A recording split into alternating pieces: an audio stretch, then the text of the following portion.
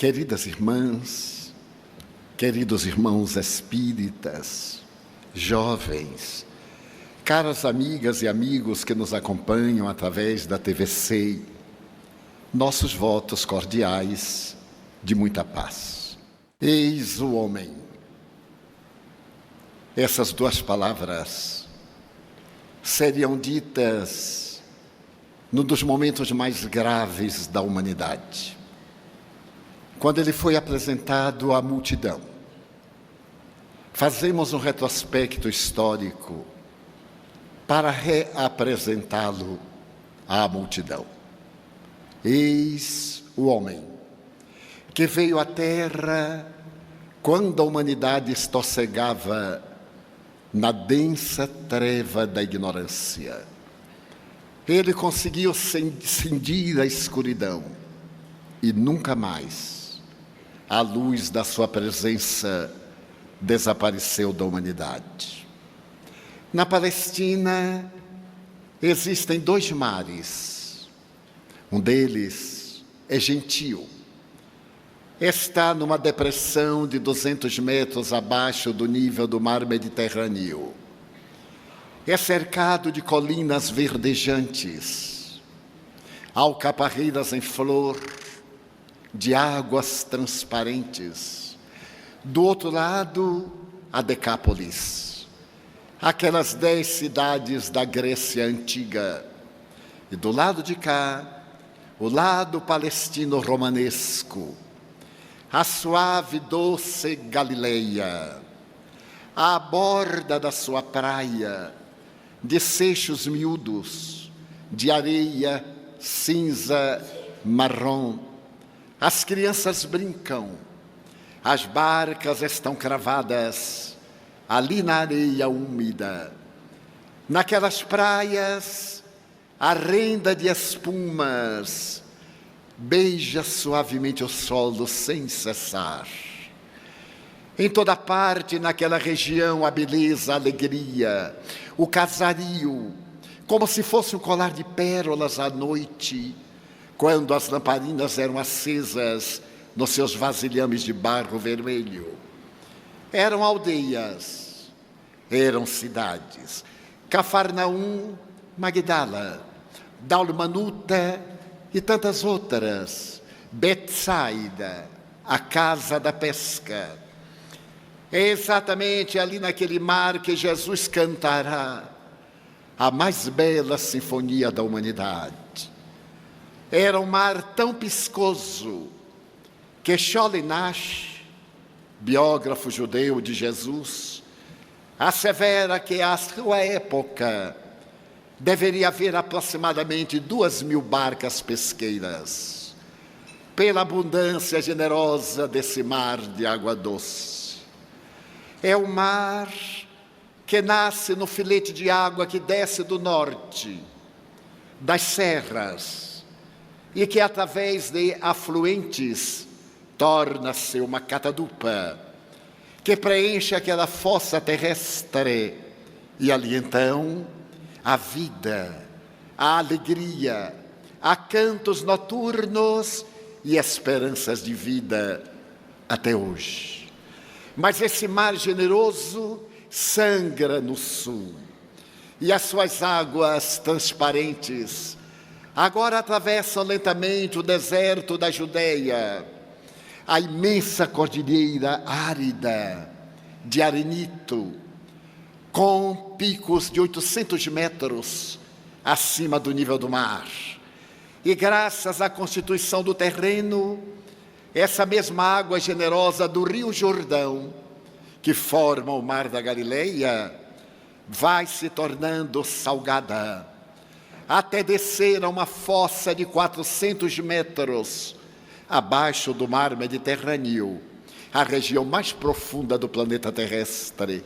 E ali, as águas siliciam, salgadas, 10 vezes mais do que qualquer outro oceano, e morrem. As montanhas vetustas, sem uma folha verde, povoada de vez em quando por cabritos montesas, Na sua margem existe a desolação e a morte. Não há uma árvore, nem uma criança brinca, nem um pássaro voa, nem ser vivente algum aproxima-se das suas águas para sorvê-las. O célebre Mar Morto. Mas ambos os mares têm a mesma origem. O rio Jordão, que faz o mar da Galileia, o lago de Genezaré, o mar de Cafarnaum, continua. E a partir de determinado momento começa a morrer. A salinidade terrível mata qualquer forma de vida. E a aridez terrível daquele deserto chega a 50 graus. Por que será? É o mesmo rio. Porque o Rio Jordão, que é uma das fontes de vida da região, é muito generoso. E ao despejar as suas águas ali na Galileia romanesca e doce, ele é rico de bondade e extravasa. Toda a água que entra pelo norte sai pelo sul. E generosamente vai atravessando as areias escaldantes, vai corroendo as gretas das rochas e morre asfixiada, sem ter uma saída, sem ter uma oportunidade. A Palestina tem dois mares. Um mar que é bom, que é generoso, e um mar que é austero, que é cruel, que é avaro, que mata. Na humanidade, existem duas humanidades. Elas nascem do mesmo inefável amor do rio de ternura de Deus. E uma dessas humanidades é generosa, é gentil, é afável, sorri alegre e reparte, tudo que recebe distribui, e quanto mais dá, mais possui, porque se enriquece.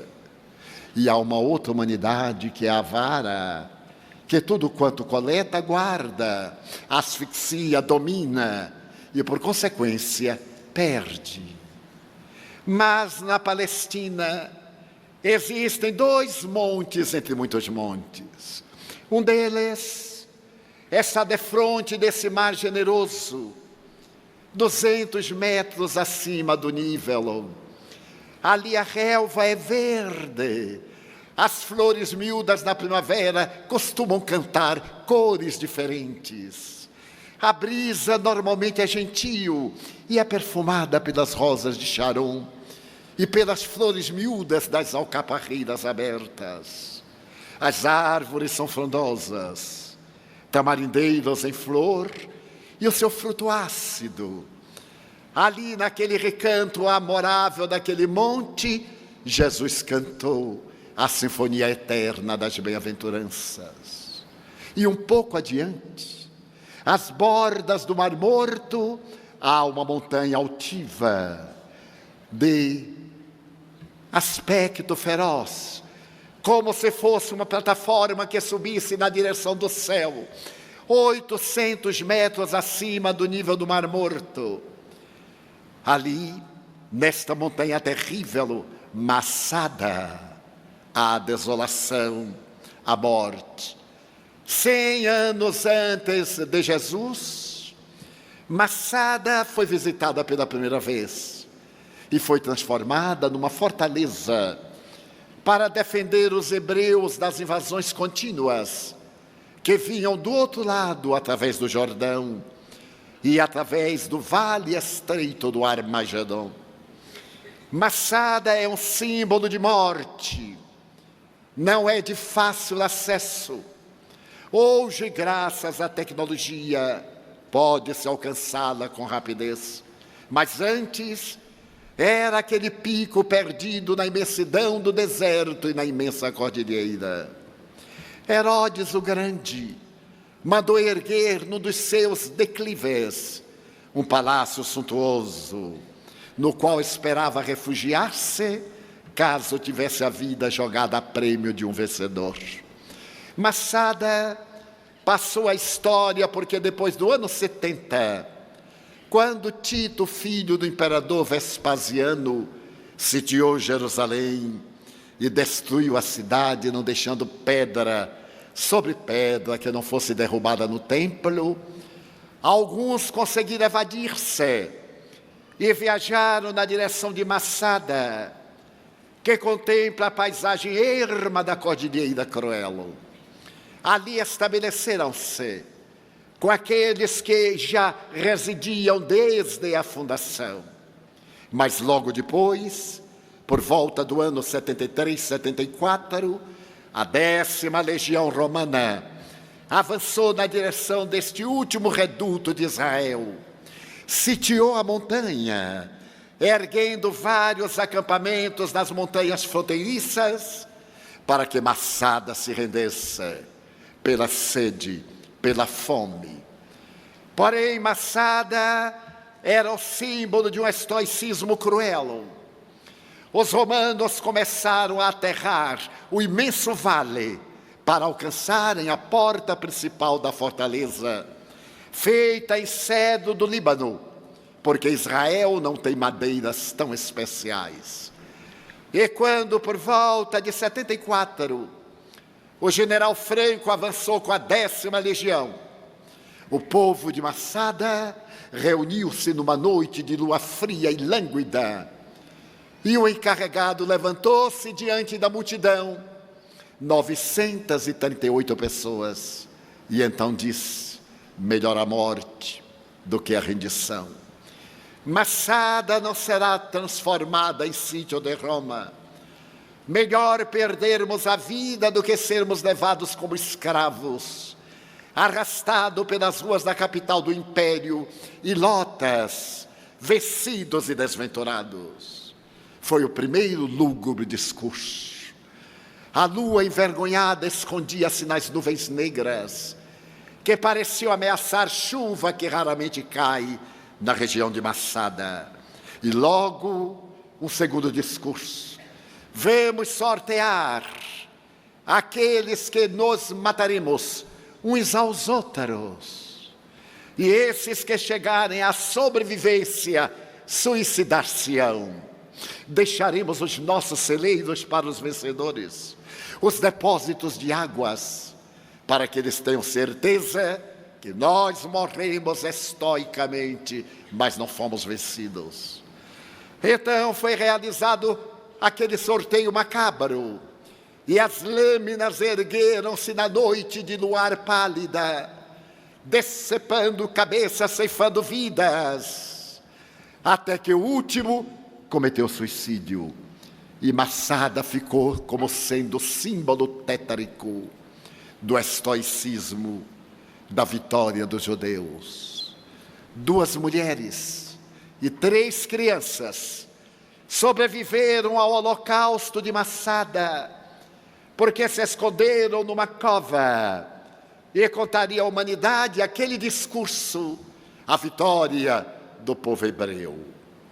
De um lado, ali na Galileia, as alegrias inefáveis da esperança, e ali no deserto de Massada, a tragédia, o horror, a morte, o heroísmo, que durante quase 1900 anos falava da glória, da não rendição do povo de Massada, até que os rabinos ortodoxos há menos de 20 anos, compulsando a Torá, redescobriram que matar-se é um dos mais hediondos crimes perante a consciência cósmica, perante Yahvé. Massada não podia permitir o suicídio, porque ele é condenado pela lei, e a partir de então, Massada deixou de ser o símbolo da coragem, do vigor israelita, para ser a montanha triste e erma da morte e da desolação. Na humanidade, existem 2 humanidades. Uma é generosa, ela faz que as pessoas ascendam, que elas cresçam, que elas enfloresçam-se, e ao enfrutecer-se, deem vida. Há sempre a grama verde da esperança naquele monte. As águas sorriem em pequenas cascatas nas chuvas habituais e vão aumentar o volume d'águas no mar generoso abaixo. Massada é a outra humanidade. A humanidade do Deus da guerra, da vitória pífia dos vencedores da ilusão. Massada é a fuga terrível para o vale de sombras do autoaniquilamento. Massada é o símbolo dessa sociedade egoísta que somente pensa no ego e se distancia da solidariedade humana, que não tem esperança, que perdeu o amor e que, pensando em liberdade, escraviza-se aos longos anos do porvir, na direção da justiça divina. Mas, na Palestina, existem também algumas pontes, cuja finalidade é conduzir de um lado ao outro do abismo os transeuntes. E paredes fortes. Toda a cordilheira da Judéia é uma parede imensa de pedra calcária, que de alguma forma ali está para impedir o avanço das tropas inimigas da Jordânia, do Egito, na direção de Israel.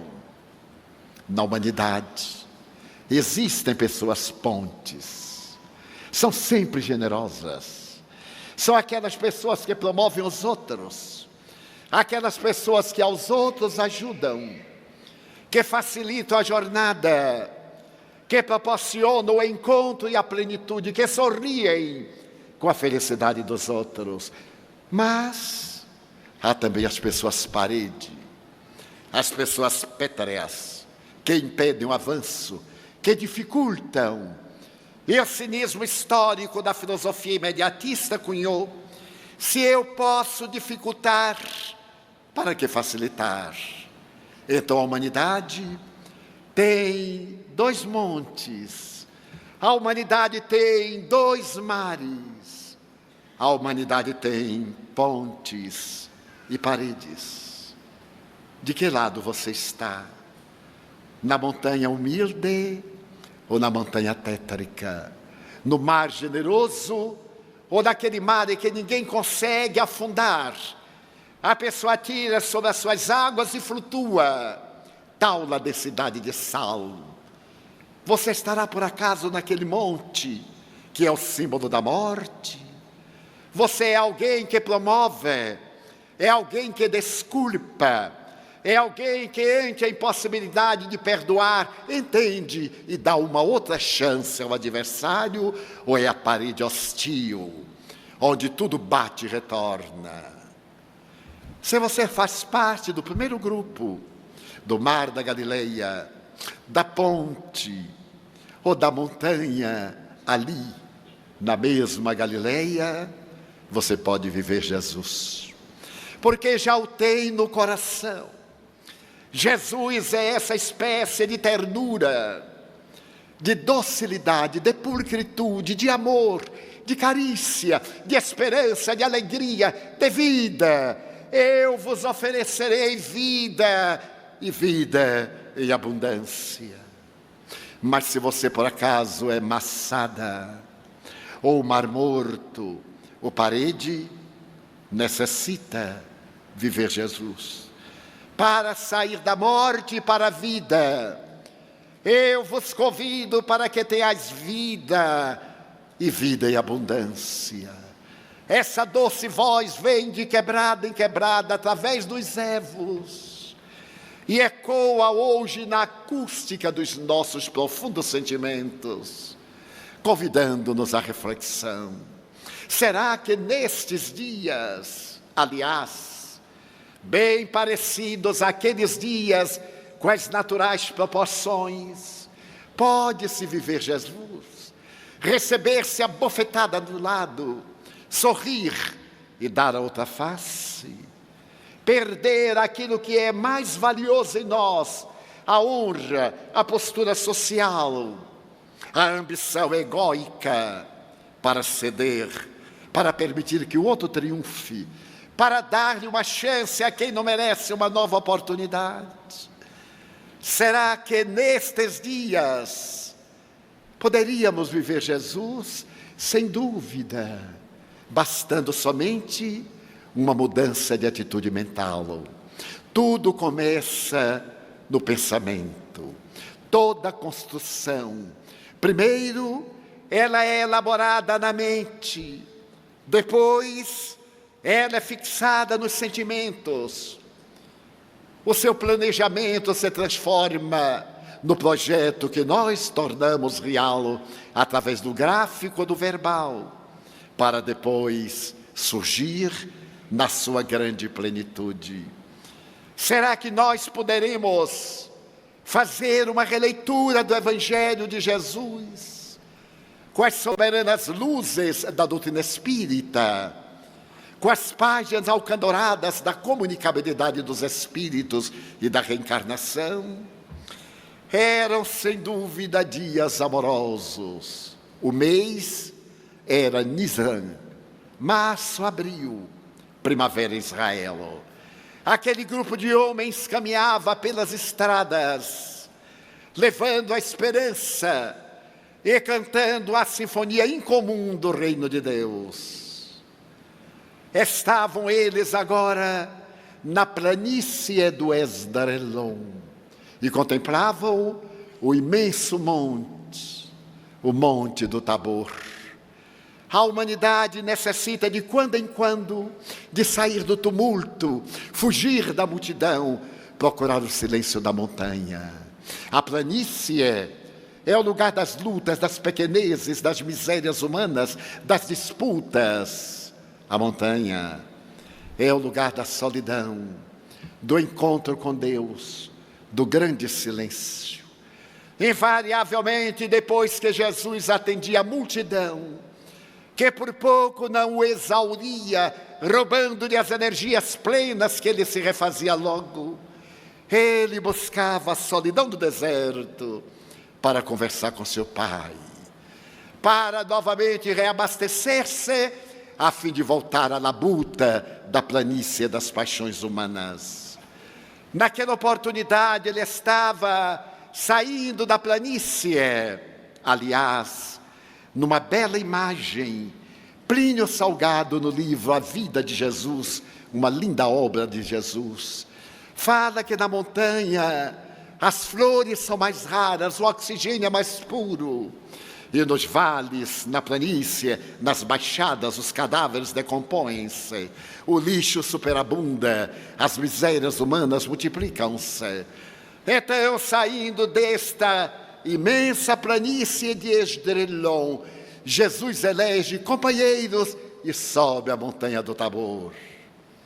A madrugada ainda não estava olhando através das nuvens densas da noite, mas quando os primeiros raios dourados do sol cobrem as montanhas do Galaad, eis que Pedro, Tiago e João estão-lhe ao lado na plataforma elevada da montanha do Tabor. É um instante de doce colóquio, de interpenetração das almas.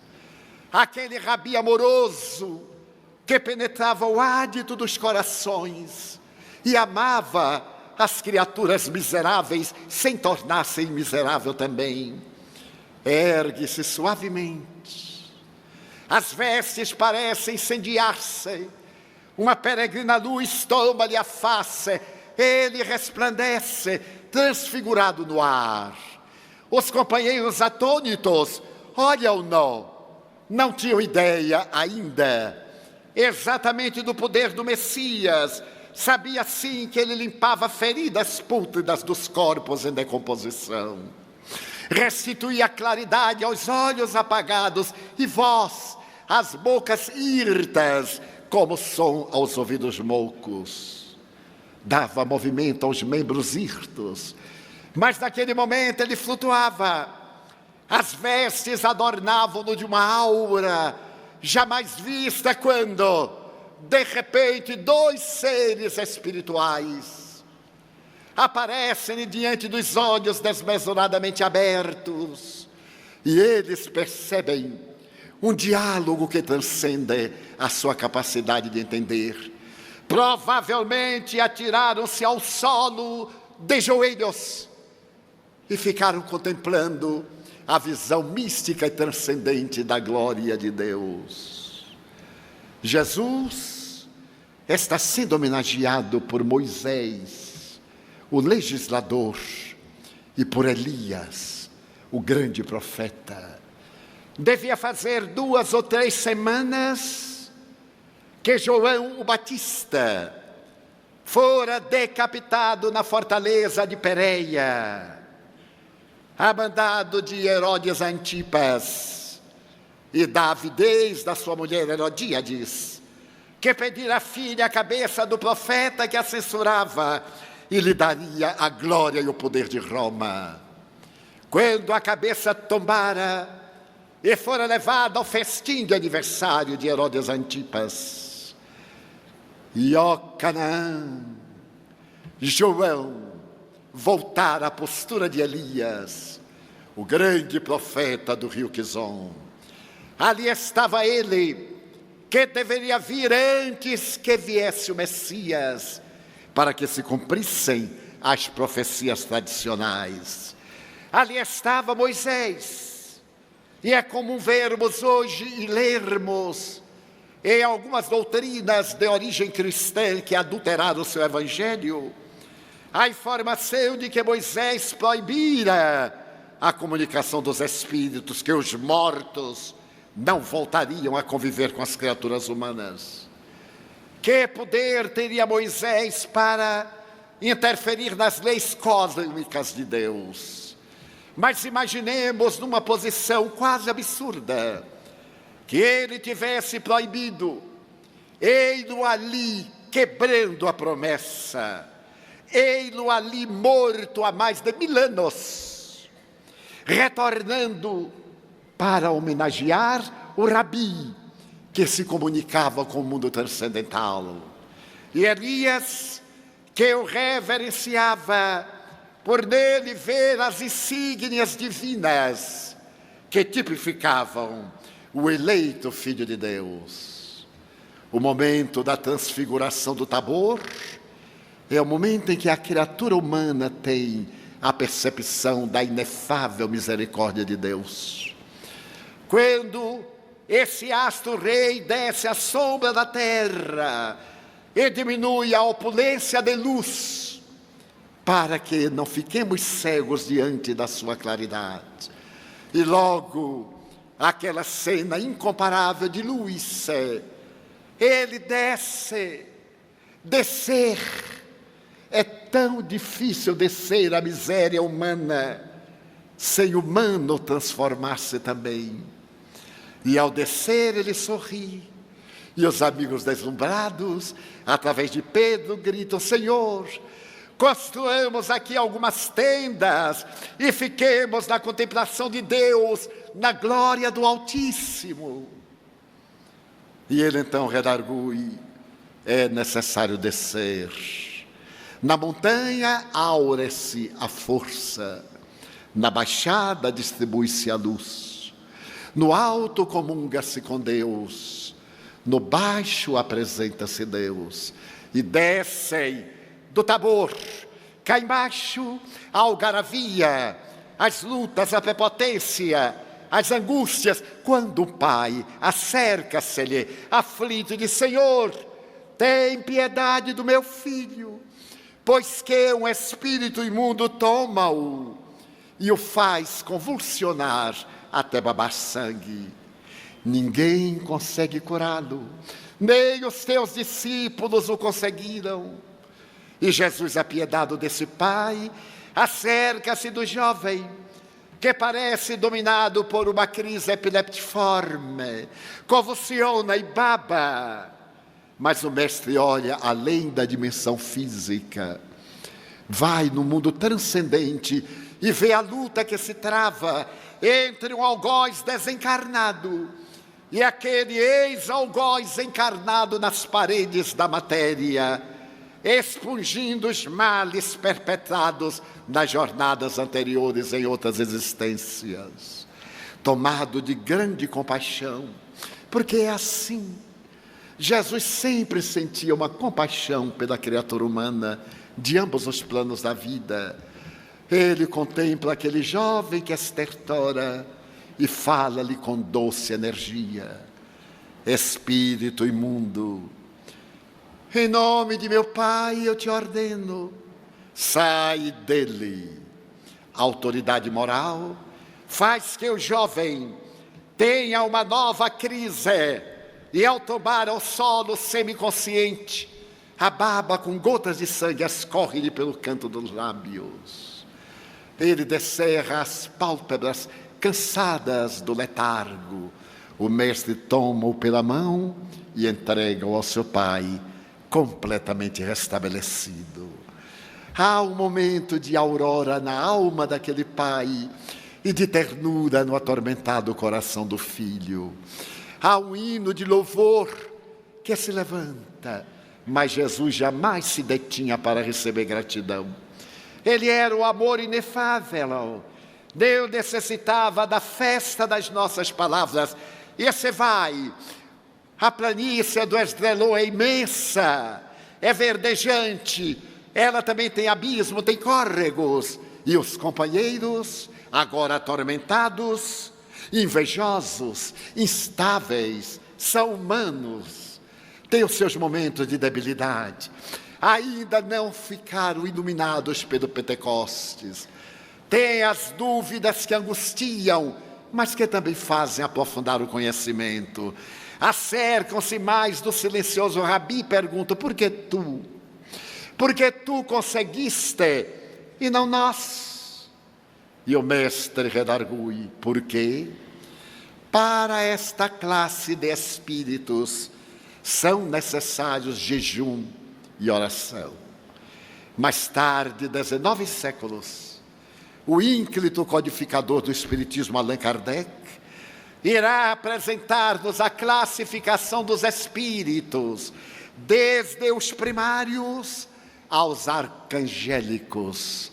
Allan Kardec irá demonstrar que há uma graduação evolutiva, como é natural, entre aqueles que se encontram na barbárie e aqueles que alcançaram a plenitude. Para aquela classe de espíritos imundos, ainda dominados pelas paixões servis e perturbadoras, era necessário que o agente possuísse o poder da fé que deflui da oração e tivesse a grandeza na alma da força do jejum. As religiões que se derivaram do cristianismo, procurando atenuar a austeridade do ensino, estabeleceram que o jejum era a ausência de alimentos no estômago, a abstinência de comida, e que a oração era o palavreado memorizado, as palavras ditas sem qualquer sentido nem significado. Mas será que a repetição de palavras dá autoridade moral a alguém para que os espíritos imundos respeitem? Eu me recordo da minha infância colorida, quando em nossas reuniões cristãs, católicas, orávamos ao entardecer o ofício de Nossa Senhora. À porta de nossa casa, os vizinhos e nós outros, orávamos, e ainda me recordo de como eram feitas as orações verbais. Pai nosso que estais nos céus, não sei para onde vai Dona Fulana, todo dia a essa hora vem a nós o vosso reino. E ali está a Beltrana de roupa nova. Eram assim os recitativos. E entusiasmado também eu os repetia, sem ter a menor ideia do significado. Pai nosso. Deus é Pai também do nosso inimigo. E por consequência, nosso inimigo é nosso irmão. Porque Ele é o Pai único. E todos, queiramo-lo ou não, somos seus filhos, irmãos, uns dos outros. Será que era essa oração que ele se referia? Também me recordo de algo que narrei aqui faz muitos anos, quando celebrando as trezenas de Santo Antônio, Alguns católicos ou ex-católicos vão de lembrar-se que o santo casamenteiro é homenageado em junho, desde o dia 1º até o dia 13, o seu dia. E nós orávamos, fazíamos as trezenas, não novenas, eram 13 dias. E orávamos com fervor a Santo Antônio, que era o casamenteiro. E nunca vi nada paradoxal, até hoje estou solteiro. Apesar de tanta trezena ao santo casamenteiro. Muito bem. Mas para poder orar o Kyrie, Kyrie eleison, Kyrie eleison, Christe eleison, havia em nossa cidade uma senhora que falava latim, porque todo o culto era em latim, menos o momento do incensório, quando então em português se apelava para o santo de Padova. E eu ficava deslumbrado com aquela senhora que honrava minha casa, nossa casa, indo ajudar-nos. Eu era sacristão, ela era zeladora do altar do coração de Jesus. Nós éramos coniventes na decoração do grande altar. E ela sentava-se e começava com o missal na mão e dizia com toda empáfia: Regina Shirley. Eu achava tão lindo, mas não sabia o que era. Regina partiu a cara, e eu não sabia o que era.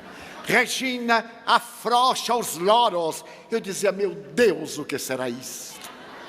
Passaram-se os anos, tornei-me espírita, e o espiritismo é tão extraordinário que eu passei a entender o que eu não sabia no catolicismo. Então aquele Regina partiu a cara, era Regina Patriarcarum, rainha patriarca, e nós assassinávamos-la, quebrando-lhe a cara todo dia. E Regina afrouxa os loros. Eu jamais poderia imaginar, consultei tudo que foi dicionário, naquele tempo não havia o Google, mas eu ainda vou olhar. Era Regina Angelorum, rainha dos anjos.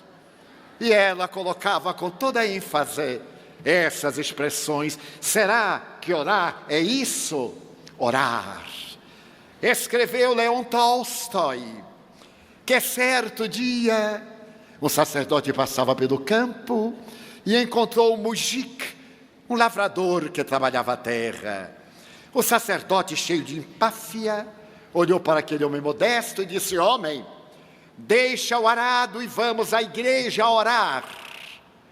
E o homem simples sorriu, apoiou-se na enxada, ou no instrumento, na forquilha que fazia lembrar um arado, e respondeu: não posso, Senhor, eu estou arando. Ao que o sacerdote anuiu: fazes muito bem, porque arar é orar.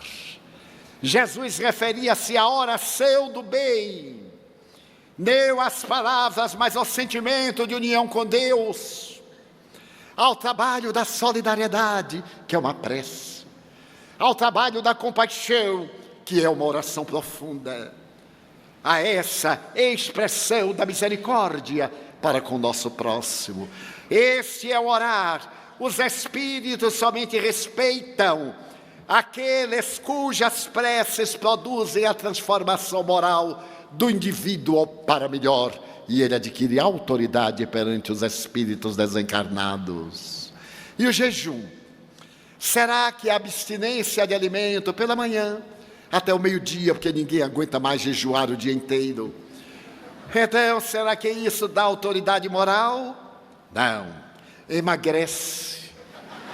Quando nós jejuamos 3 vezes por semana, ficamos com um tanquinho aqui, um corpinho delicioso, mas sem nenhuma força moral. A que jejum ele se referia? Ao jejum moral. Abster-se da sensualidade, abster-se do ódio, evitar ingerir o sentimento de mágoa, de revide, o rancor, o desejo de vingança. Então esse jejum das manifestações negativas da nossa herança arquetípica. Deu-nos a fortaleza moral para dizer aos espíritos: em nome de Deus, eu te ordeno, sai dele. E o espírito sai, porque não é a voz, é a autoridade moral. Nunca me esquecerei, naqueles dias heróicos, quando ingressei no movimento espírita, a mediunidade aturdida, e me levaram de imediato a uma sessão mediúnica. E ali na sessão mediúnica, entre o pavor e o desespero, acompanhando as comunicações, se as entender, de repente comunica-se uma entidade, e o diretor dos trabalhos, o dialogador, o psicoterapeuta de desencarnado, como chamam Manuel Filomeno de Miranda, espírito, volta-se para o espírito, diz uma série de palavras desconexas, que o espírito não dá importância, e porque se tratava de uma entidade rebelde, a quem ele chama obsessor, com certo desprezo, diz: você é um obsessor. E o espírito diz: sim, tornei-me obsessor porque tive a minha vida ceifada por este miserável de quem me utilizo. Referia-se ao médium angustiado. E então o doutrinador, no alto da sua empáfia, estende a mão e diz: em nome de Deus, eu lhe ordeno, saia dele. E o espírito dá um sorriso de zombaria e diz: em nome de Deus, não saio dele. E eu disse comigo: o que será? Então, ao invés de rezar, abri os olhos, para não ser vítima também de alguém que não saísse de mim. Fiquei olhando, e o doutrinador encolerizou-se. Ele disse: mas eu estou ordenando. E o espírito chiscaneando diz: quem é você para ordenar coisa nenhuma? Você não ordena nem a própria vida. É desequilibrado. De Ave Maria, é mesmo.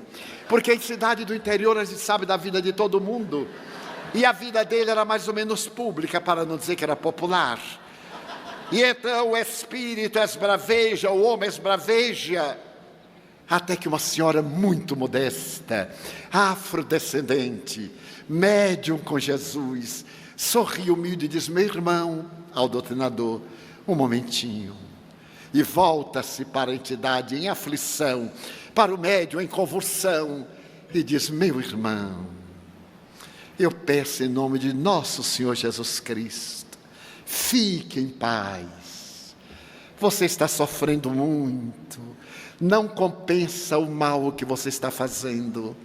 É certo que este ser que aí está prejudicou você, tirou da paz.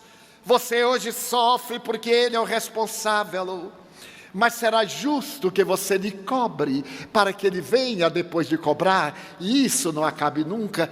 Lembre-se de Jesus crucificado, meu irmão, na cruz, enquanto jogavam sortes sobre as suas vestes, ele contempla a noite que se fez na tarde, e disse com lágrimas: perdoa-os, meu Pai, eles não sabem o que faz. Se você não puder perdoá-lo, desculpe a ignorância dele. O nosso desejo não é que ele seja feliz, é que você seja feliz. Faz tanto tempo que você sofre. Não acha que chegou o momento de você ter paz? Eu lhe suplico, em nome de Jesus, que nos ama tanto, vá em paz. Pelos olhos do médium vertiam lágrimas. A voz estava estrangulada na garganta mediúnica. E o espírito diz: oh, alma boa, há quanto tempo ninguém me chama de irmão. Dizem que sou obsessor, que sou um desventurado. É verdade. Eu irei, não sei para onde.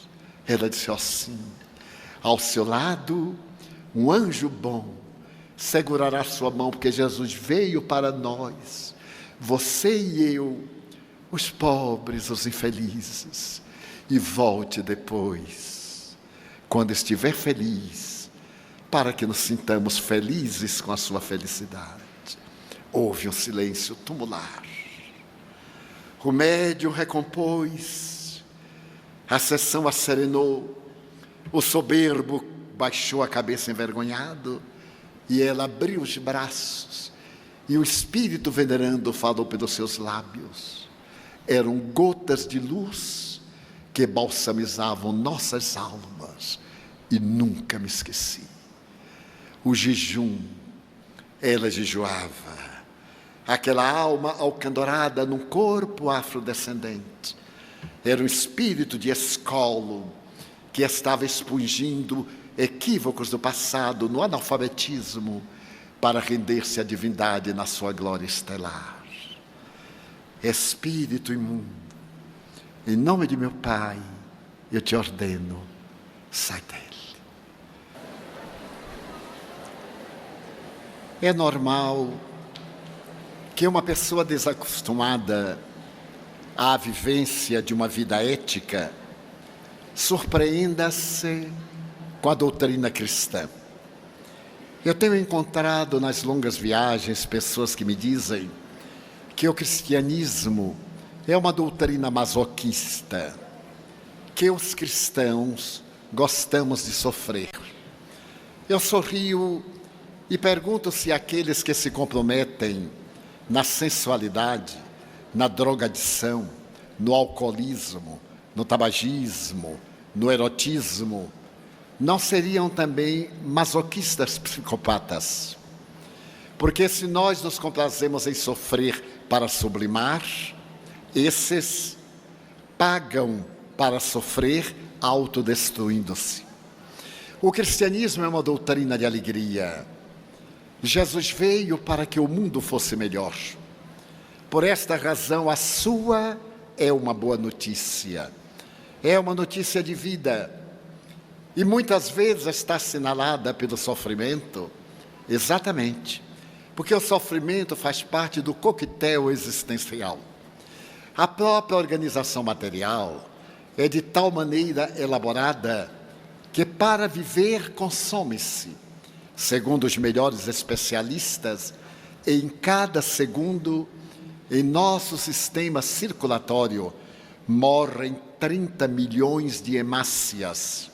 E 30 milhões de hemácias nascem da nossa coluna, nascem exatamente para substituir aqueles. Até quando a energia do dínamo cerebral programada para a existência começa a diminuir de intensidade e advém as carências até o fenômeno denominado mortes. Os cientistas constataram na área da fisiologia que em cada 15 minutos morre uma 10ª parte do nosso corpo. Quando nós entramos aqui hoje à tarde, estávamos em um corpo. Agora, já estamos num corpo altamente modificado. Em cada 7 anos, o nosso corpo é inteiramente novo, exceto os neurônios cerebrais.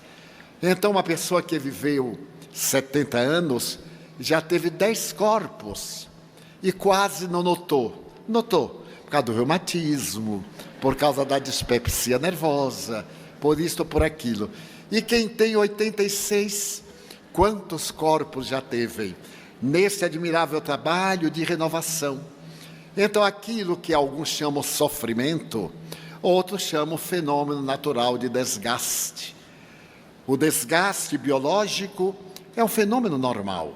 Se esse desgaste traz angústias, dores, é um fenômeno moral, resultado do uso que nós fizemos indevidamente das nossas faculdades orgânicas, ou psicológicas, ou mentais. Deste modo, vamos ver se será possível viver Jesus. Será possível nós entrarmos nesta nova era com uma mudança do nosso DNA? Os espíritos amigos dizem que vai haver, e está havendo, estudos no mundo espiritual para uma mutação do nosso DNA.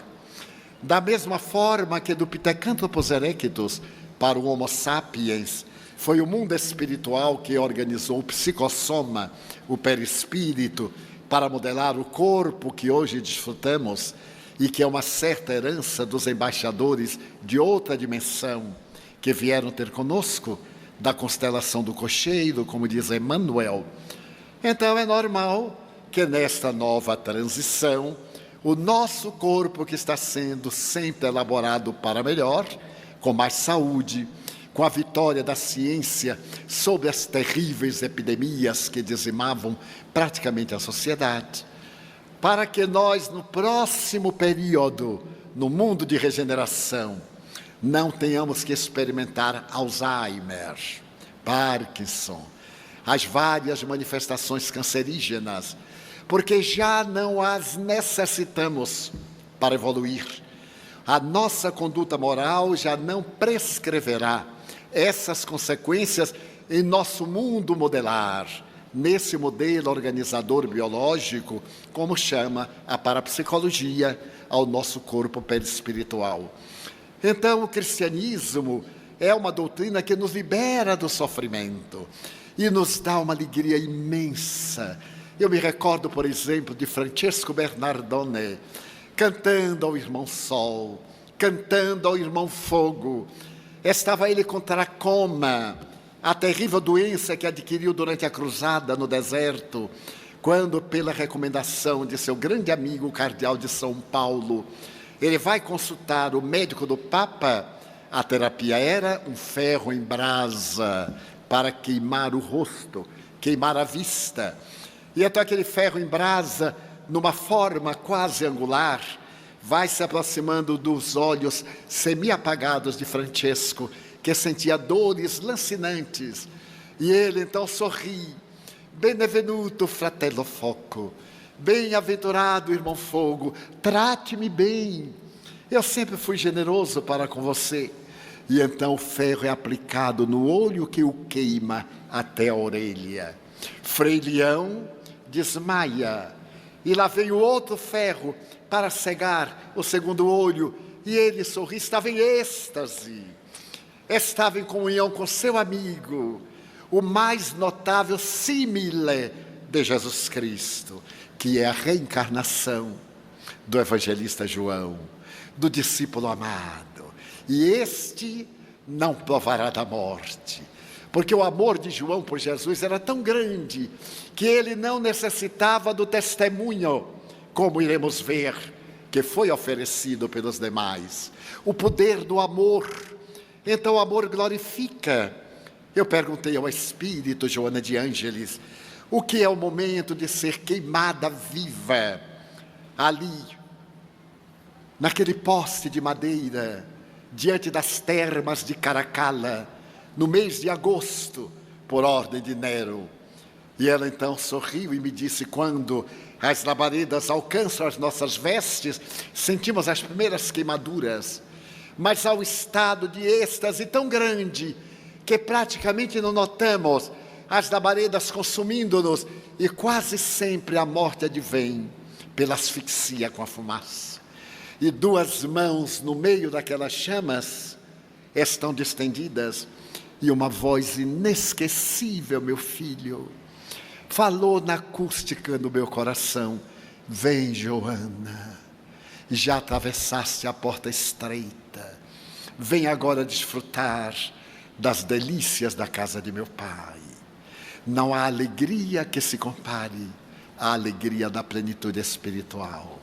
Então nós podemos viver Jesus, abandonando o mundo, vestindo o chambrão, usando agora uma indumentária que não tem justificativa e um bordão para imitar a aparência. Não. Viver no mundo sem ser escravo das paixões do mundo. Parecer com todos e não ter as anfractuosidades morais de alguns. Descer ao Pantanal das necessidades humanas, sem censurar, para sanear o solo pútrido e ali transformar no jardim ou no suave pomar. Será possível seguir Jesus nesta hora? Sim, não conivindo com as misérias humanas, não compactuando com os erros que se tornaram morais, que se fizeram legais por decretos de autoridades transitórias. Não conivir em determinadas situações de suborno, nem suborno moral, nem suborno emocional, nem suborno de posição social, e muito menos suborno financeiro. Cumprir a lei, porque a lei é inexorável. Toda vez que nós atentamos contra a lei, desorganizamos-la. E ela passa a girar em torno do infrator, até que ele logre corrigi-la.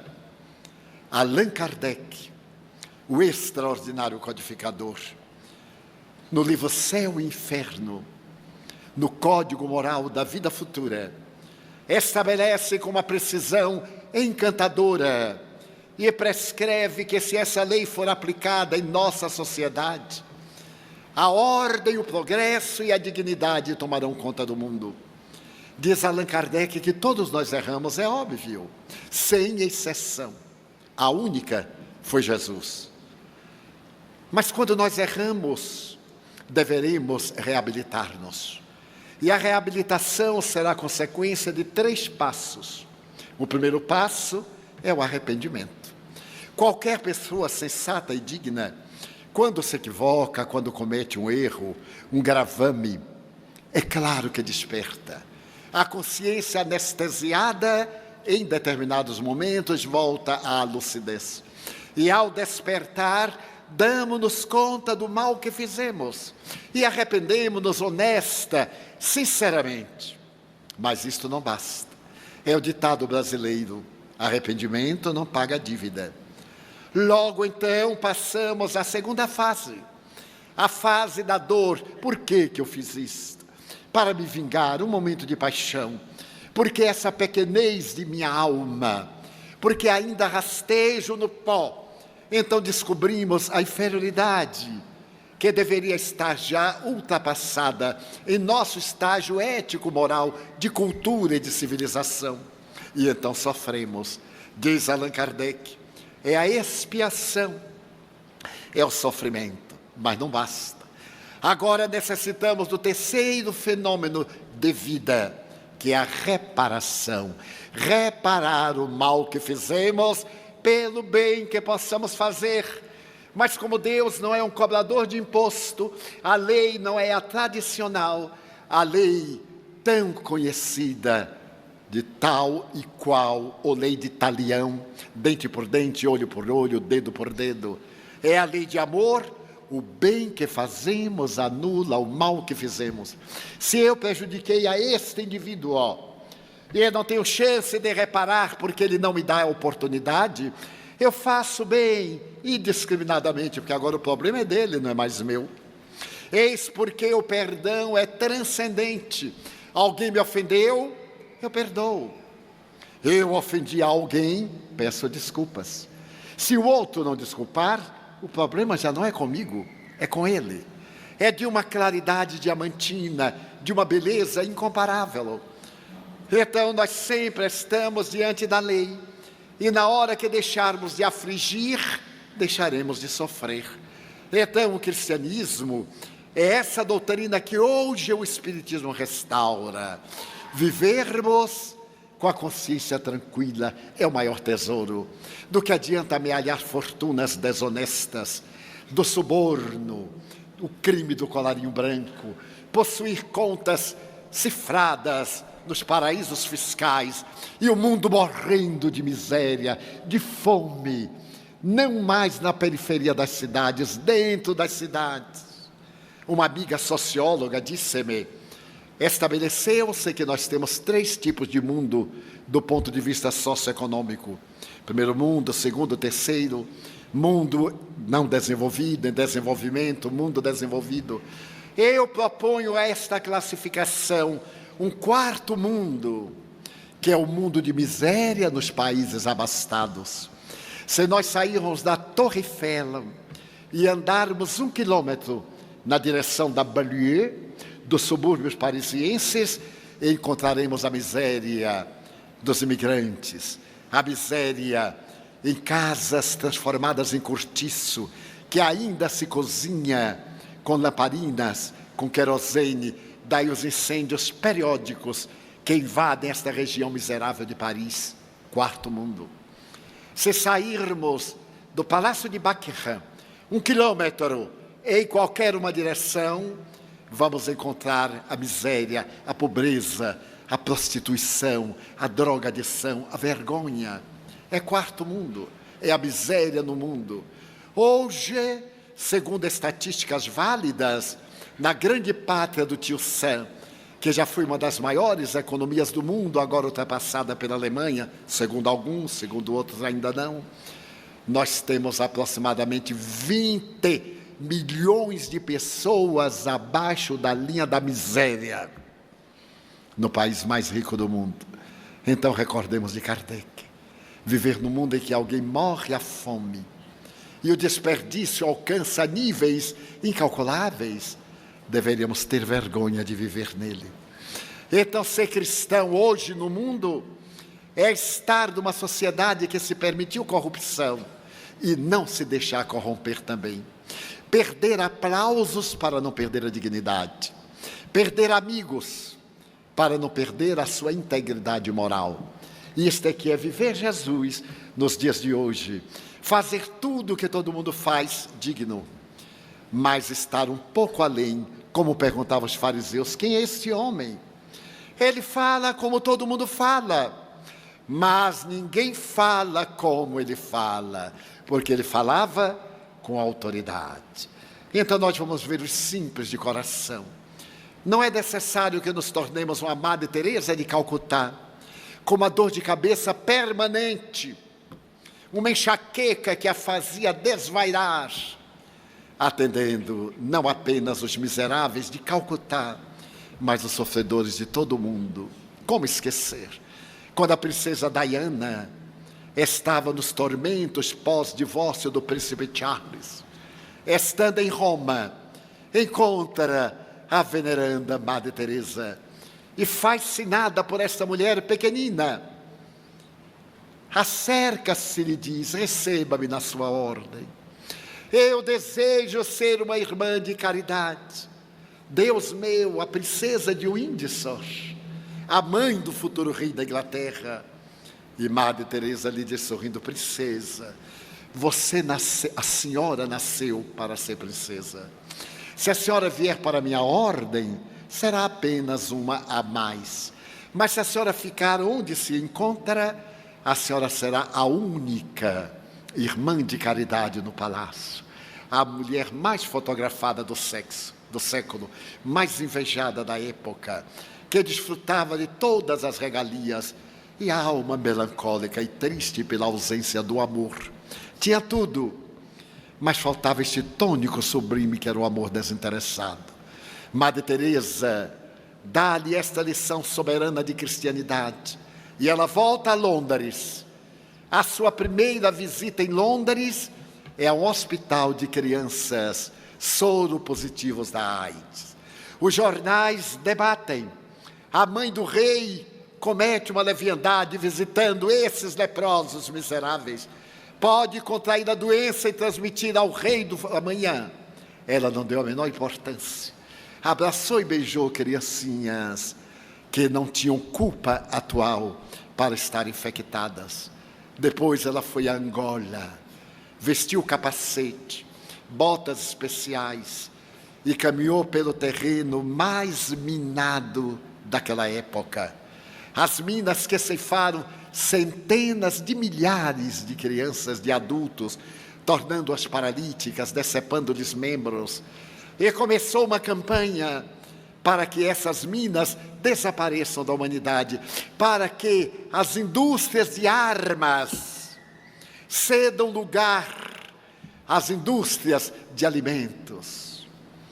E desencarna numa situação deplorável que ainda é um enigma para os investigadores.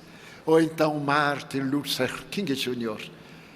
I have a dream. Eu tenho um sonho. Eu tenho um sonho de ver as criaturas transformadas em irmãos, católicos e judeus, muçulmanos e protestantes, ateus e cristãos. Eu tenho um sonho de ver o amor florescer entre as almas e os instrumentos de belicosidade serem transformados em armas da lavoura. Eu tenho um sonho. E Chico Xavier, suavemente: eu sou um sapo com a vela acesa na cabeça. A vela é a mediunidade. Na hora que apagar, brucutu no brejo, volta o sapo para lá. E iluminou milhões de vidas. É um dos autores mais lidos da América Latina. E ao desencarnar, que desejava desencarnar num dia em que os brasileiros estivessem felizes, estava se vivendo o último jogo da Copa, aquele momento do pentacampeonato. Chico Xavier estava adormecido. 18 horas. O apóstolo da mediunidade descerra os olhos e pergunta à pessoa ao lado: então, quem ganhou? O Brasil, Chico. Pai nosso que estais nos céus. E viajou para a plenitude, no momento em que os brasileiros estavam felizes.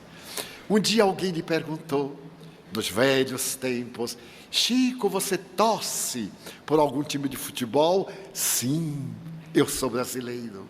Qual é o seu time, Chico? O meu é o Corinthians. Por quê? Porque não ganha nunca. Então, ser cristão, viver Jesus hoje, é ser eterno como o sorriso de criança, ser jovial como a bênção da primavera, ser alegre como um raio de sol e ser gentil como a esperança. É natural que aqueles que vão à frente experimentem o sofrimento amargo, como poderemos ver em alguns instantes nestes slides que separamos para nossas reflexões. Vejamos, aqui está a Santa Ceia, o último momento de Jesus com os companheiros preparando a imortalidade, o triunfo, a glória. E logo de imediato vamos examinar a figura de Bartolomeu. Bartolomeu foi um dos seus discípulos bem amados. Chamava-se Natanael Bartomai, quer dizer filho de Tomai. Este homem era agricultor da cidade de Caná. Ele estava certo dia meditando nas suas terras, quando o mestre viu que ele estava um homem digno e foi chamá-lo. Bartolomeu dedicou-se de tal forma ao trabalho de Jesus que foi levado ao martírio. Após ter pregado na Índia, seguiu para a Armênia, onde, ouvindo na alma a musicalidade do amor, sofreu o martírio e morreu na cruz de cabeça para baixo, após ser esfolado vivo. Que estoicismo, ser esfolado vivo. E então, de imediato, nós vamos agora acompanhar a trajetória que nos leva a uma pergunta: eu sou capaz de abrir mão do conforto da minha figueira, que era a árvore sob cuja sombra ele estava, para enfrentar a minha sombra, a sombra arquetípica de Jung, a minha ignorância, as minhas falhas, e a coletiva, a sombra do mundo, em prol de uma causa maior que meu ego? Eu terei essa coragem? Deveremos ter. E enfrentar a nossa pequenez, tendo a honra de reconhecer que somos pequenos, mas é de pequeno que se torna grande. Renunciar ao ego, substituído pelo self, não o que eu estou, mas aquilo que eu sou, a imortalidade. Então, de imediato, nós iremos avançando e encontraremos Tiago de Alfeu, o Tiago menor, filho de Alfeu e Maria Cleófas, prima da mãe de Jesus, era de Nazaré. Vamos ver que todos eles, à exceção de Judas, são galileus. Mas este mesmo Tiago de Alfeu, de tal forma se dedicou a Jesus, que foi levado também ao martírio, perseguido em Jerusalém pelos escribas e fariseus, que ainda os existem muitos. Após terem-no atirado do alto do pináculo, cortaram-lhe a cabeça, porque ele resistiu à queda terrível que deveria ceifar a sua vida. Então nos vem uma pergunta: na relação com o Cristo, eu fico preso às palavras ou permito que a alma seja tocada, modificando minha existência pela vivência das suas lições? Sairei daqui levando o discurso, mas não impregnado da sua presença? É uma interrogação. E logo passamos a André, irmão de Simão Pedro, proveniente de Betsaida. Betsaida é uma palavra hebraica que significa casa da pesca. Era pescador. André está sempre junto a Jesus, como Pedro, Tiago. E logo depois ele dará o testemunho, porque todo amor pede o testemunho, especialmente na era do desamor. Esse testemunho vale mais do que todas as palavras. Em um dia já remoto da minha atual existência, uma provação me convidou ao sacrifício do silêncio. E quando eu estava na maior angústia, a benfeitora espiritual me disse: não digas uma palavra, porque se os teus atos não podem falar por ti, as tuas palavras não têm nenhum significado. Ademais, tu és servidor de alguém, ele é o teu patrão, ele que te defenda. E essa lição preciosa ficou-me na alma, no silêncio que o tempo se encarregou de diluir e trombetear a misericórdia da verdade. Então ele foi martirizado, crucificado a mando de Egeias, rei de Edessenos, com as traves colocadas transversalmente ao solo. Ele deu testemunho. Mas nos vem de imediato uma pergunta: eu conseguiria abrir mão de pescar peixes, equilibrar o impulso das conquistas externas para pescar homens, conquista de valores internos, das emoções e canalização da afetividade para ideais superiores? E logo vamos chegar a Quérios, através de Judas Iscariotes, filho de Simão. Era originário da cidade de Quérios e dedicava-se ao comércio. Era um dos mais ilustrados. Os 11 judeus, com exceção de Mateus, eram simples, para não dizer simplórios. Eram gentis, temperamentais, como eu gosto de Pedro. Sempre procuro me identificar com ele, ou melhor, estou identificado com ele em algumas reações. Estava Jesus no meio da multidão, em Jericó, e todos queriam tocar-lhe as vestes. Era aquele ambiente de tumulto, era a planície. E de repente, Jesus, sempre sábio, olha para Pedro e pergunta-lhe: Pedro, Simão, quem me tocou? E Pedro dá uma de nós outras: Senhor, como é que eu vou saber?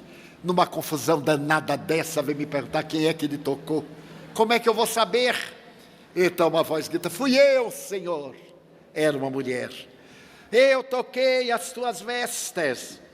Porque Jesus havia dito: Pedro, alguém me tocou, porque eu senti que de mim se desprendeu uma virtude. Fui eu, Senhor, que sofria de um fluxo hemorrágico. Era a mulher hemorroíça, estrangeira, que viera de longe para libertar-se dessa imundícia, na opinião hebraica, desse tormento. Então Judas era hábil, era astuto. Senhor, por que não gostam de mim? Porque naturalmente ninguém gosta daquele que vigia a nossa vida, daquele que tem sempre a palavra amarga, do que censura, daquele que é puritano, que aponta os erros. Quem é que gosta? Mas o cristão deve gostar, porque esse é o mais infeliz. O que aconteceu com Judas? Todos recordamos. Então Judas, o que o traíra, vendo que fora condenado, trouxe arrependido as 30 moedas de prata aos príncipes dos sacerdotes e aos anciãos, dizendo: pequei, traindo sangue inocente. Eles, porém, disseram: é assim o mundo. Que nos importa? Isso é contigo. E ele, atirando para o templo as moedas de prata, retirou-se e foi-se enforcar, cometendo um crime mais hediondo, que exigiu do mestre, ao ressuscitar, descer às regiões infernais, ao Hades, aos umbrais, para resgatar a alma de Judas, o discípulo equivocado. Isto é o amor de Jesus. E logo nos vem a interrogação: quais os meus verdadeiros propósitos? Quem é meu mestre? Tal qual Judas, ainda traio a mim mesmo e ao mestre que digo servir? Eu ainda troco Jesus pelas moedas? Eu ainda troco Jesus pela posição social conquistada com as moedas da indignidade e do horror? E vem à mente a presença de Pedro, Simão Bar Jonas, Simão filho de Jonas, nascido em Betsaida, também dedicava-se à pesca. Esse que o negou, é verdade, mas aquele confiou o rebanho. Simão, tu me amas? Oh, sim, eu te amo. Então, apacenta o meu rebanho. Simão, tu me amas? Claro, Senhor, eu te amo. Então, Simão, apacenta o meu rebanho. Simão, tu me amas? Mas eu já disse que te amo. Então, apacenta o meu rebanho. E Simão, depois de haver negado, vai receber a sua sentença em Roma. Segundo São Jerônimo, ele foi crucificado em Roma, nos pântanos vaticanos, junto ao grande castelo de Sant'Angelo. E a seu pedido, de cabeça para baixo, por não se achar digno de ser crucificado, da mesma maneira que o seu Senhor. E nos veio a pergunta: quantas vezes estou disposto a cair e reerguer-me? O que me sustenta quando tudo volta a parecer ruir? E se o Cristo me perguntar por 3 vezes: tu me amas? Que cada um responda a si mesmo.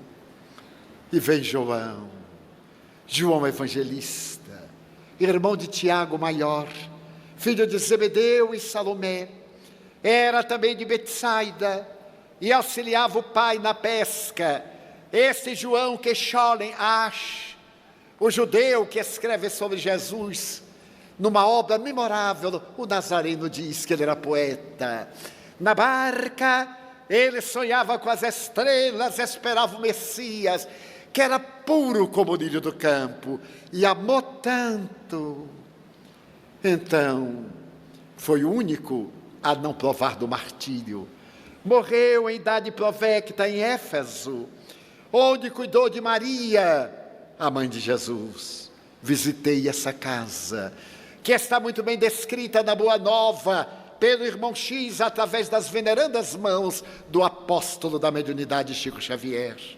Sentei-me ali à porta e pude olhar o mar Egeu, que retrocedera mais de 5 quilômetros, onde um dia, em uma noite, Maria, recordando do filho, um peregrino se acerca e lhe fala docemente.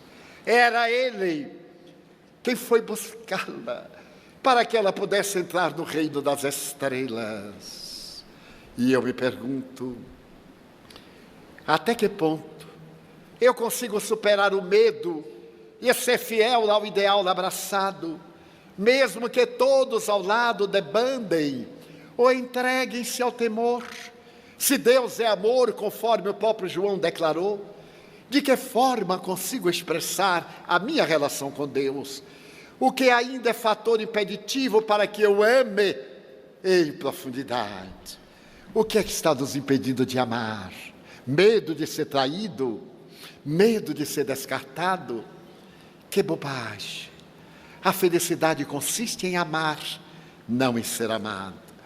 Agora vamos encontrar Tomé, que é o símbolo de muitos. Pescador, tinha o apelido de Dídimo, que em aramaico significa gêmeo. era de Daule Manuta.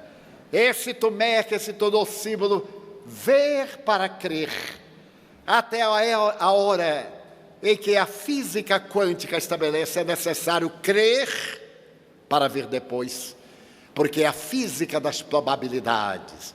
Tudo é probabilidade, probabilidade matemática.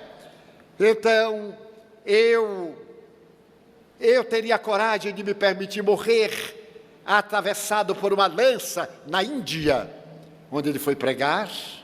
E notem, cada qual foi para um lugar diferente. Que idioma falavam? Depois do Pentecostes, a glossolalia, ramo da xenoglossia, da faculdade de falar idiomas que não eram seu, tomara conta deles, e eles falavam o dialeto, o idioma local, talvez um pouquinho de latim, um pouquinho de grego, porém populares, mas era o idioma local. E ali na Índia, ele morre atravessado por uma lança. E aí nós vamos agora perguntar, Tomé necessitava ver para crer, e na minha relação com a fé prevalece a razão, o sentimento, a intuição ou o pensamento? Consigo aliar essas formas de percepção e tornar minha fé algo que vá além da simples crença que falei ontem, e estabeleça profundas conexões com minha forma de viver? Será que a minha fé é compatível com a minha conduta? Somos espíritas, intentamos sê-lo. Estamos alguns ouvindo, quiçá pela primeira vez, essa mensagem renovadora. E em casa, como é o nosso comportamento? Emmanuel, em uma bela página, diz: espírita seja o nome do teu nome, o que equivale dizer a tua vida. E vamos encontrar Tiago, também chamado Tiago Maior, pescador, e irmão de João Evangelista, natural de Betsaida e filho da mesma Salomé e de Zebedeu. Esse Tiago Maior é fascinante, porquanto ele foi jogado no cárcere, foi flagelado, apedrejado em Jerusalém, alegrando-se muito por ter sido digno de sofrer torturas pelo nome de Jesus, que deu a sua vida por amor a todos nós. Então a nossa pergunta é: aderir a qualquer ideal exige a cota de sacrifício pessoal? Até que ponto eu estou disposto ao sacrifício em favor da conquista pessoal e do encontro com o Cristo? Sou daqueles que desejam um lugar de destaque, ou a conquista íntima está em primeiro lugar? No centro espírita eu quero ser o médium principal, o presidente, o dono do terreiro, o dono da quadra, o dono da tribuna, ou aquele que lava os pés dos outros, o servidor. E quem desejar ser o maior, seja o servo do menor. E Filipe, que também provinha de Betsaida e era seguidor de João Batista, esse Filipe sofrerá o martírio. A tradição mais comum diz que ele foi apedrejado até a morte. Recebeu as pedradas da lapidação. E a pergunta que nos vem: consigo conciliar minhas obrigações familiares e sociais com o que há de mais importante, que é o chamado da alma? Quantos de nós dizemos que não podemos seguir as linhas da doutrina libertadora, a família, e outros que procuram justificativas injustificáveis? Então eu consigo, claro que consigo, se administrar bem o meu tempo, sem me lembrar que eu dedico 24 horas ao corpo, 7 dias por semana, todos os meses, todos os anos, e para o ser que sou, para a alma, para a imortalidade, porque o corpo é breve, por mais longa que seja uma existência, depois que passa, é muito curta. Eu olho para trás, e então eu encontro amigos que me dizem: Divaldo, nós somos amigos há 60 anos. Eu digo: Ave Maria, não me diga uma coisa dessa. 60? Não, 62. Como passaram rápidos estes anos. Mas nós temos agora a imortalidade. O amanhã não será válido como manda a notável psiquiatra alemã, doutora Elizabeth Lucas. Investir no banco da divina providência. Nós temos seguro para a velhice, nós temos isto para a doença e para a divina providência. O que é que nós mandamos? Então, é natural que acompanhemos a trajetória de Mateus, o Levi bar Alfeu, o filho de Alfeu, irmão de Tiago menor, e Judas Tadeu, primo de Jesus, também conhecido como irmãos de Jesus, nascido em Nazaré, era coletor de impostos. Esse Mateus admirável, depois de seguir pela Etiópia e todo o Egito pregando a boa nova, o rei Hircano, com inveja, mandou matá-lo com uma lança. E eu, que faria? Eu seria capaz de abrir mão dos valores buscados pelo ego, recolher os bens da terra, para recolher bens ainda mais valorosos? Para quais valores minha busca está direcionada? Quais são os meus valores e verdades? Eu tenho ouvido muita gente dizer, quando eu ficar velho, eu vou ser espírita. Como se o espiritismo fosse coletor de carcaça acabada, reumática e trôpega. Deveríamos abraçar a doutrina no ardor da juventude antes de nos comprometermos.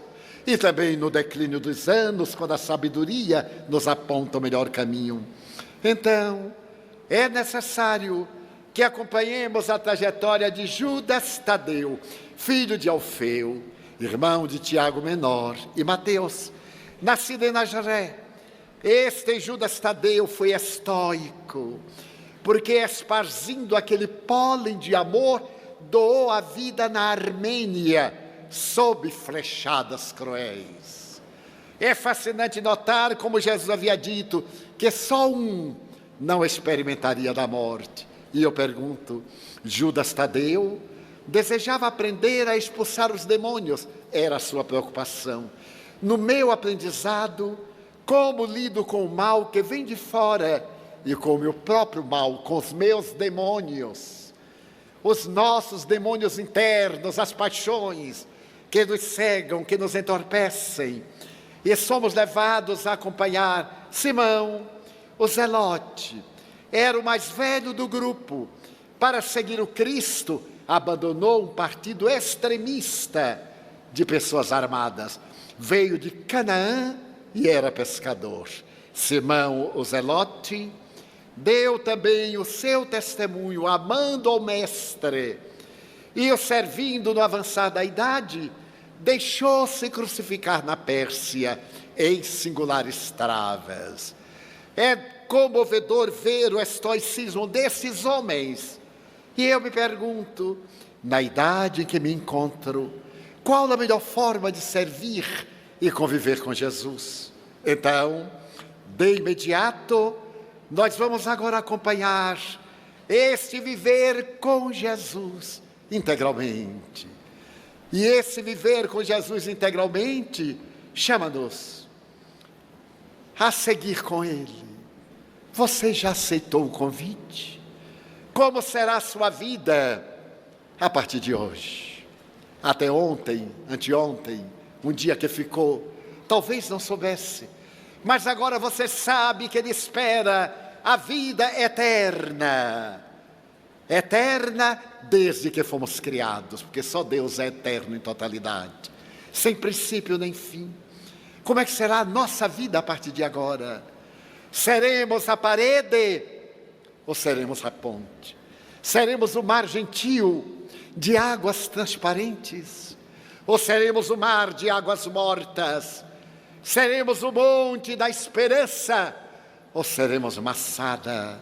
Então, inevitavelmente, estaremos na mesa do banquete, nessa bela página de Philippe de Champagne, em uma postura que ninguém pensou, colocando-nos diante da verdade para seguir Jesus. É possível seguir Jesus se não tivermos a coragem daqueles que deram a sua pela vida dele, que a partir de agora cante no âmago dos nossos corações este apelo que vem da alma e que extravasamos em palavras: vem, celeste amigo,